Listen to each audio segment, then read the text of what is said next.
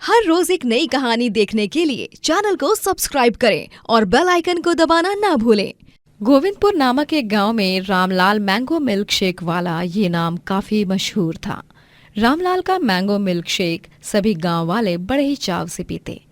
गर्मियों ने इस साल भी अपनी दस्तक जल्दी ही दे दी थी और इसी के साथ यहाँ रोजाना रामलाल के यहाँ मैंगो मिल्क शेक पीने वालों की भीड़ जमी हुई रहती थी। हा वाह वाह वाह वाह, ठंडा ठंडा मैंगो मिल्क शेक पीकर तो मजा ही आ गया। अरे भाई, इसी बात पर मुझे एक गाना याद आ रहा है। हमें इस गर्मी में जीने की चाहत न होती अगर मैंगो मिल्क शेक न होता, अगर मैंगो मिल्क शेक न होता। अरे भाई ऐसे गा कि अगर रामलाल काका का मैंगो मिल्क शेक ना होता, क्योंकि पूरी दुनिया घूम लो लेकिन रामलाल काका के जैसा मैंगो मिल्क शेक और कहीं भी नहीं मिलेगा। ये बात तो उतनी ही सच है भाई। अरे भाई, धन्यवाद धन्यवाद, यह तो आप सबका बड़प्पन है और कुछ नहीं। रामलाल का मैंगो मिल्क शेक हर किसी का फेवरेट था। रामलाल अपनी बीवी वसुधा के साथ रहता था। उनका एक बगीचा था जिसमें आम उगते थे। वो बगीचा रामलाल के पिता का था, जो अब रामलाल के काम आ रहा था। रामलाल का बेटा कान्हा शहर में पढ़ाई करने गया होता है। जी, परसों कान्हा का जन्मदिन है, अपने तोहफे तो भिजवा दिए ना उसके लिए। हाँ वसुधा, मैंने कान्हा के लिए तोहफे और पैसे भिजवा दिए हैं, कब के, तुम चिंता मत करो। ठीक है जी, बस अब जल्दी से मेरे कान्हा की पढ़ाई पूरी हो जाए और उसे अच्छे वेतन वाली नौकरी मिल जाए शहर में, बस और क्या चाहिए। मिलेगी ना, क्यों नहीं मिलेगी। मेरा बेटा बहुत होनहार और होशियार है, तुम चिंता मत करो वसुधा।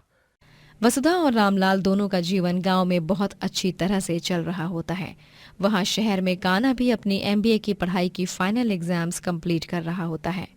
अब बस जल्दी से मेरे रिजल्ट्स आ जाएं, फिर मैं अपने माँ पापा के पास 1 महीने के लिए गांव जाऊंगा। वहां पर उनके साथ थोड़ा वक्त गुजारूंगा, उसके बाद ही जॉब के लिए अप्लाई करूंगा। हाँ यार कान्हा, यह भी सही है। मैं तो कहता हूँ गांव जाने के बाद 15 दिन बाद तू खुद अंकल आंटी को शहर घुमाने ले आ, उन्हें भी अच्छा लगेगा। अरे हाँ, यह भी बहुत अच्छा आइडिया है। एक दिन अचानक से रामलाल के बगीचे में आग लग जाती है, जिस कारण पूरा बगीचा जलकर राख हो जाता है और ये सब देख रामलाल के होश उड़ जाते हैं। उसे बहुत बड़ा धक्का लगता है। नहीं, मेरा बगीचा। वसुधा देखो ना, ये क्या हो गया। अब मैं क्या करूंगा। अब मैं गांव में मैंगो मिल्क शेक कैसे बेच पाऊंगा। जी, संभालिए अपने आप को। अब जो हो गया सो हो गया, हम अब कुछ भी ठीक नहीं कर सकते। अरे हम बर्बाद हो गए वसुधा, बर्बाद हो गए हम। सबसे ज्यादा दुख तो मुझे इसी बात का हो रहा है कि मेरे बापू की आखिरी निशानी, ये उनका आम का बगीचा, ये जलकर राख हो गया। रामलाल का रो रो कर बुरा हाल हो जाता है। उसकी तबीयत भी बहुत बिगड़ जाती है। जी, मैं ये सब कान्हा को बता देती हूँ। नहीं वसुधा, कान्हा को कुछ मत बताओ। उसे ये सब पता चला तो वो अपने फाइनल एग्जाम्स पर ध्यान नहीं दे पाएगा, खामखा टेंशन ले लेगा। उसे कुछ मत बताओ वसुधा, उसे कुछ मत बताओ। ठीक है जी, लेकिन अब हम क्या करेंगे, कैसे रहेंगे इस गांव में? हमें कुछ ना कुछ तो करना होगा। रामलाल और वसुधा बहुत चिंतित होते हैं। गांव वाले भी रामलाल के मैंगो मिल्क शेक को बहुत याद करने लगते हैं। कुछ लोग उसके घर पर आकर उससे मिलते हैं और उसका हाल चाल भी पूछते हैं। वहीं कुछ दिनों बाद कान्हा अपनी MBA क्लियर करके पास होकर शहर से गांव आने के लिए निकल पड़ता है। वो जब गांव आता है तभी वो देखता है कि कुछ चोर एक बूढ़े अमीर आदमी को परेशान कर रहे हैं। अरे ये क्या, ये चोर तो इन बेचारे अंकल को परेशान कर रहे हैं। कान्हा उस अमीर आदमी के पास जाकर उसे उन चोरों से बचाता है। ए, दूर आओ, चलो निकलो यहां से। ओए लंगूर, तू कौन है बे, हाँ? अरे चल चल, पतली गली पकड़ और निकल यहां से, वरना एक लपड़ दूंगा ना, उस पहाड़ की चोटी पर जा गिरेगा। ओए बुड्ढे, चल जल्दी से वो पैसों का बैग हमें दे दे। अरे बेटा बेटा बेटा, मुझे इन चोरों से बचाओ। तो तुम लोग ऐसे बाज नहीं आओगे ना, रुको। कान्हा गुस्से में आकर सड़क पर पड़ी 2 बैम्बू की लकड़ियां उठाकर उन चोरों की जमकर पिटाई करता है और उन्हें वहां से भगा देता है। बूढ़ा अमीर आदमी कान्हा को पैसों का बैग में से एक नोट की बंडल निकालकर दे देता है। ये लो बेटा, ये पैसे रख लो। तुम्हारा नाम क्या है बेटा? मेरा नाम कान्हा है अंकल, लेकिन ये पैसे मैं नहीं रख सकता, क्योंकि मैंने आपकी जान इंसानियत के नाते बचाई है, ना कि इन पैसों के लिए। अरे मैं जानता हूँ बेटा, लेकिन तुम सच में भगवान कृष्णा का रूप बनकर आए हो मुझे बचाने के लिए, और ये पैसे मैं तुम्हें अपना आशीर्वाद समझकर दे रहा हूँ। प्लीज बेटा, मना मत करो। ये लो, ये लो। लेकिन अंकल। रख लो कान्हा बेटा, जुग जुग जियो बेटा, जुग जुग जियो। कान्हा को न चाहते हुए उस बूढ़े आदमी का मन रखने के लिए वो पैसे स्वीकारने पड़ते हैं। जब कान्हा घर जाता है तभी वो देखता है कि वसुधा और रामलाल चिंताग्रस्त होकर सर पर हाथ धरे बैठते हैं। वो ये भी देखता है कि गांव में रामलाल का मैंगो मिल्क शेक स्टॉल बंद है। ये सब क्या हो गया है माँ पापा?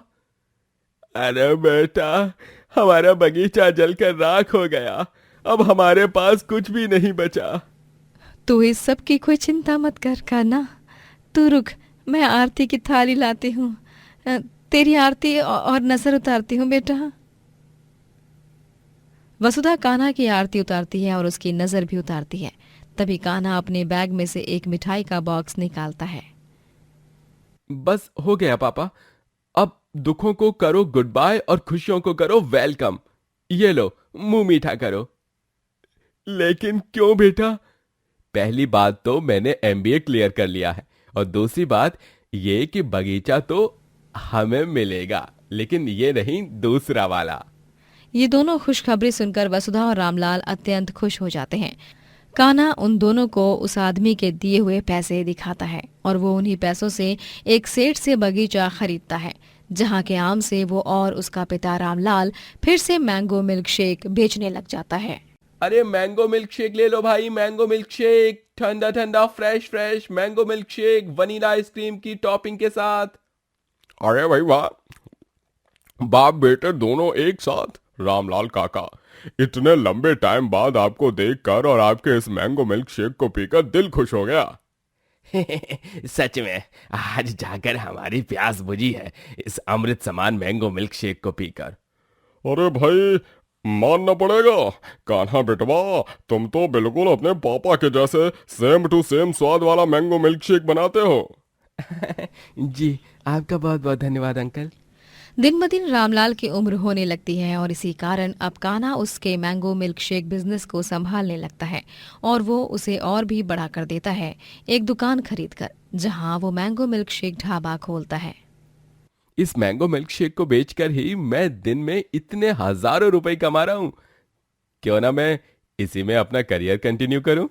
कान्हा ये विचार अपने माता पिता के सामने भी रखता है, जिस पर वो दोनों ही अपनी सहमति जताते हैं और कान्हा अपने ढाबे का नाम MBA मैंगो मिल्क शेक वाला रख देता है और वो खूब सारे पैसे कमाने लगता है। वो अपने दुकान के आउटलेट्स हर शहर में, हर गांव में खोलता है और खूब अमीर हो जाता है। इस तरह एक गरीब मैंगो मिल्क शेक वाले की सफलता होती है। सुंदरपुर कहकर एक गांव में प्रीतमलाल नामक एक गरीब आदमी का तंदूरी ढाबा बहुत मशहूर था। गांव में सभी को उसके यहाँ की तंदूरी डिशेस बहुत पसंद आती और सभी उसकी तारीफों के पुल बांधते। हाँ, सच में प्रीतमलाल, तुम्हारे यहाँ की तंदूरी की तो बात ही कुछ और है भाई। पूरी दुनिया एक तरफ और तुम्हारे हाथ की बनी तंदूरी एक तरफ। अरे स्वाद और दाम, हाँ हाँ, दोनों भी एकदम फर्स्ट क्लास है आपका प्रीतमलाल भाई। इसीलिए मुझे आपका ढाबा बहुत पसंद है भाई। इसी बात पर एक प्लेट चिकन तंदूरी दे दो। जी जी, अभी देता हूँ, बैठिए ना आराम से। प्रीतमलाल अपनी बीवी कादम्बरी और 25 साल के बेटे भरत के साथ रहा करता था। भरत अपने लिए नई जॉब ढूंढने में लगा हुआ था। प्रीतमलाल रात में जितना भी बचा हुआ खाना होता था वो सब गरीबों में बांट देता। अरे बेटा, तुम रोजाना हमें खाना देते हो, तुम्हें बहुत पुण्य लगेगा। धन्यवाद बेटा, तुम्हारा खूब भला हो। अरे हमारे पास तुम्हें इस खाने के बदले देने के लिए कुछ भी नहीं है, लेकिन हाँ, ढेरों दुआएं और आशीर्वाद सदैव तुम्हारे साथ है हमारा। मुझे बस वही तो चाहिए काका, आशीर्वाद, और वो भी आप जैसे लोगों का। प्रीतमलाल तरह तरह की अलग और अनोखी तंदूरी डिशेस बनाने के लिए जाना जाता था। वो उन डिशेस को अपने स्टाइल में और अपने अंदाज में बनाता, जो ग्राहकों को बहुत पसंद आता, और वो सब चटखारे लेकर उसे खाया करते। क्या हुआ भरत बेटा, नौकरी का कुछ पता चला? नहीं पापा, मैंने बहुत कोशिश की लेकिन मुझे कहीं भी नौकरी नहीं मिल रही है। अब तो लगता है कि शहर में ही जाकर बस जाना ठीक होगा। इतना पढ़ लिख कर यहाँ गांव में रहकर कुछ नहीं हो पाएगा। मुझे गांव से बाहर तो निकलना ही होगा। ठीक है बेटा, जो तुम्हें सही लगे। तुम शहर जाकर आओ और एक बार नौकरी लग जाए तो वहीं पर बस जाना। अब और क्या ही कर सकते हैं। लेकिन जी, भारत शहर में अकेला कैसे रहेगा? कहाँ रहेगा? कादम्बरी, शहर में मेरा चचेरा भाई योगेंद्र रहता है, जिसका अगरबत्ती का बिजनेस है। वहां पर बहुत बड़ा वाला। उसके साथ ही रह लेगा भरत, जब उसे वहां कहीं नौकरी लग जाए तब। भारत गांव से बस में सवार होकर शहर जाता है और वो वहां पर 2 दिन रुककर नौकरियों की तलाश करता है। उसे एक कंपनी में अच्छी पोस्ट वाली नौकरी मिल जाती है और वो खुशी से मिठाई का बॉक्स लाकर कादम्बरी और प्रीतमलाल का मुंह मीठा करता है। माँ, पापा, मुझे नौकरी मिल गई है, वो भी एक अच्छी पोस्ट वाली। तनख्वाह भी बहुत अच्छी है। मैं तो आज बहुत खुश हूँ। ये सब सिर्फ आप दोनों के प्यार और आशीर्वाद के कारण ही सफल हो पाया है। आई लव यू माँ पापा। लव यू टू बेटा। यूं ही जीवन में तरक्की की ऊंची इमारतें छूते रहो। हाँ बेटा, हमारा प्यार और आशीर्वाद तो तुम्हारे साथ मरने के बाद भी रहेगा। आज अपने जिगर के टुकड़े को इतना बड़ा होते देख बहुत अच्छा लग रहा है। प्रीतम जी, मैं जल्दी से शीरे का भोग बनाकर भगवान जी के सामने रखती हूँ। भारत को नौकरी लगने के बाद कादम्बरी और प्रीतमलाल की खुशी का कोई ठिकाना नहीं था। वो दोनों उसे शहर भेजने से पहले एक तोहफा देने वाले थे, और वो तोहफा था एक सोने की चेन। मना मत करो भरत बेटा, इसके पेंडेंट पर तुम्हारे नाम का पहला अक्षर लिखा है। ये कादम्बरी और मेरी तरफ से तुम्हारे लिए एक आशीर्वाद का प्रतीक समझकर रख लो और अपने जीवन में खूब आगे जाओ। थैंक यू पापा, आपने मुझे पढ़ा लिखा कर इस काबिल बनाया कि मैं आज शहर में नौकरी करने जा रहा हूँ। थैंक यू तो हमें तुम्हें कहना चाहिए भारत बेटा। तुम हमारा सपना पूरा करने जा रहे हो। भगवान तुम्हारे जैसा होनहार बेटा सभी को दे। भारत प्रीतमलाल और कादम्बरी का तोहफा स्वीकार कर लेता है, और जैसे ही वो शहर जाने के लिए अपना सूटकेस लेकर निकलता है, तभी अचानक से प्रीतमलाल को हार्ट अटैक आ जाता है और उसका देहांत हो जाता है। पापा, आप मुझे और माँ को इस तरह छोड़कर नहीं जा सकते पापा। प्रीतम जी, प्रीतम जी उठिए ना, आंखें खोलिए प्रीतम जी। प्रीतमलाल की मौत के कारण भारत शहर नहीं जा पाता और उसे नौकरी पर नहीं लिया जाता। हे भगवान, लेकिन उन्हें ये बात तो पता है ना कि तेरे पिता का देहांत हुआ था, इसीलिए तू ज्वाइनिंग के लिए पहुंच नहीं पाया। फिर भी उन्होंने तुझे नौकरी शुरू होने से पहले ही बेदखल कर दिया। मैंने उन्हें बहुत समझाया माँ, लेकिन उन्हें एम्प्लॉय की जरूरत थी तो उन्होंने नए एम्प्लॉय को हायर कर दिया, और अब वहां पर वैकेंसी फुल हो चुकी है। अब उन्हें एम्प्लॉय की जरूरत नहीं है। भारत और कादम्बरी बहुत चिंतित हो जाते हैं। कादम्बरी भारत को एक सुझाव देती है। भारत बेटा, क्यों ना तू तेरे पापा का तंदूरी ढाबा संभाल ले, वहां से भी अच्छी कमाई हो जाएगी।